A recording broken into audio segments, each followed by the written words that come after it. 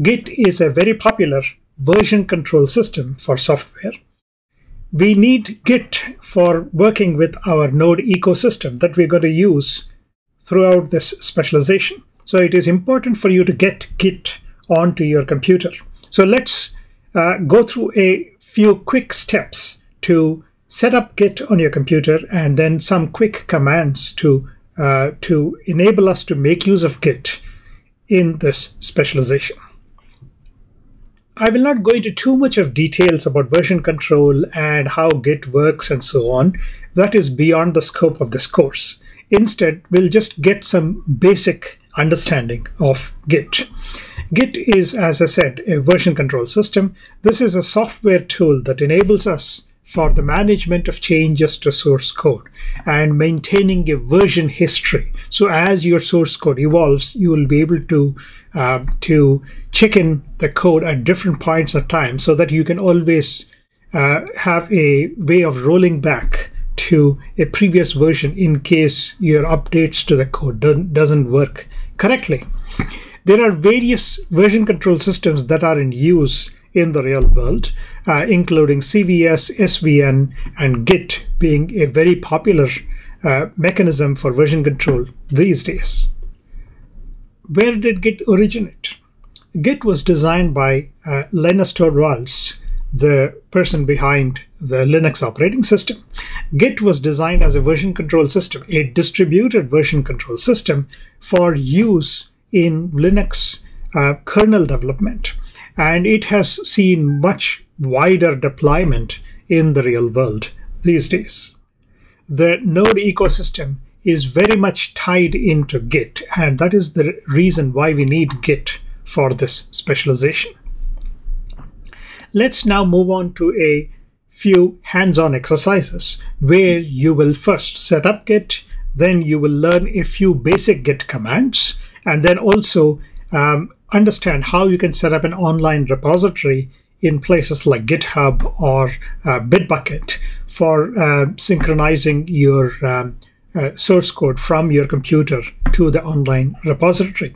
This is obviously not a comprehensive tutorial on Git, but we will learn just enough of the commands that are necessary for use in this specialization. Let's now run through a few quick steps to set up Git on your computer. One easy way of setting up Git on your computer is to go to this site called git-sem.com and then download the Git installation files from there. So when you visit this website, git.sem.com, you will see on the right-hand side here a button for you to download the Git. If you want to, you can go directly to the downloads page here on the site, and then you will find the downloads for various platforms, and you can download the one for your specific platform for installation. This is the easiest way of getting Git onto your computer. There are other ways of setting up Git depending on your platform. For example, if you install GitHub Desktop on your computer, it'll automatically set up Git for you.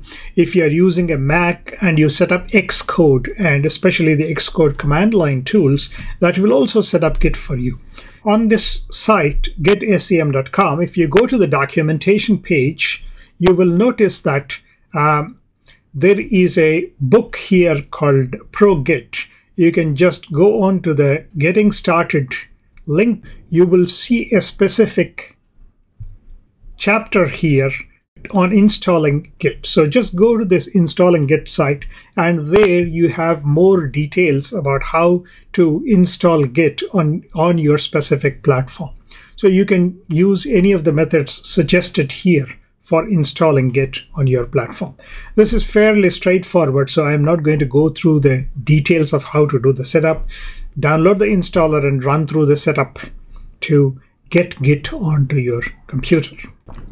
Once you install Git on your computer, start up a command window or PowerShell if you're using a Windows machine, or start up a terminal window if you're using a Mac or a Linux machine, and then at the prompt, type in git --version to check what version of Git is installed on your computer. So on my machine, I have this current version of Git installed, and that is good enough for me to work with. Once we verify that Git is installed, we will configure a couple of global identity parameters, the username and an email address, so that whenever Git does any commits, as you will learn later, it will make use of this information. So to do that, at the prompt, type git config -- global user name, and then you can type in your username.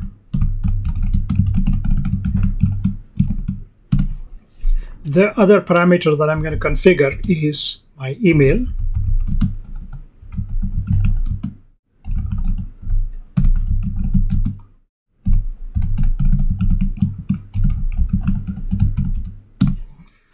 And to ensure that this information has been configured, we can type git config list, and then it will list out a bunch of configurations that we have done. Some of these are automatically set up for you, but if you want to, you can set them up as you require. So here I have my core editor value set to VI, which is what I use to do command line editing of files. So with this, we have completed the setup of Git for use on our computer. Once you get Git on your computer, it is time to go and learn Git bit by bit.